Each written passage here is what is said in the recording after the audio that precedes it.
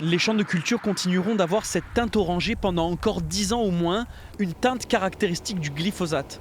À Saint-Rogatien, une association de parents touchés par les cancers pédiatriques milite activement pour une sensibilisation aux effets des pesticides sur l'environnement et l'humain. Cette prolongation européenne est un revers. En prolongeant l'autorisation du glyphosate, on continue à privilégier les intérêts de production, ce qui est quelque part logique aussi pour l'agriculteur, mais par contre au détriment de quoi? Au détriment de la santé publique. Et c'est ça qui pose problème à l'heure actuelle. On a un produit, et je le rappelle, qui est classé comme cancérogène probable d'après le CIRC, le Centre international de recherche sur le cancer, qui est une branche de l'OMS.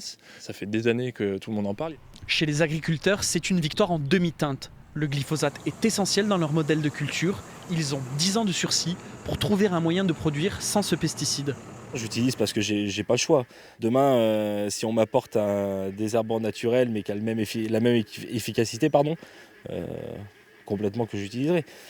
Faut qu'on reste compétitif, mais donc c'est pour ça il faut du temps de recherche. La Charente-Maritime est le premier consommateur de glyphosate de France. 252 tonnes achetées en 2021. Si la molécule n'est pas reconnue officiellement comme cancérigène, pour les élus locaux, c'est un vrai problème. Un dilemme permanent entre productivité agricole et santé publique.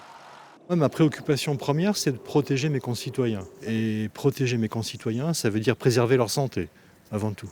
Il y a la sécurité, mais il y a la santé.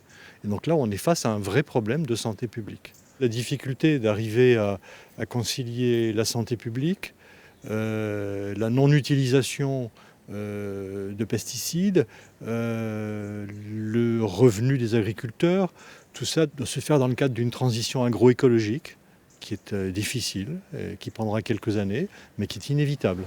En 2023, 30 molécules différentes de pesticides ont été trouvées dans l'air de l'agglomération de La Rochelle.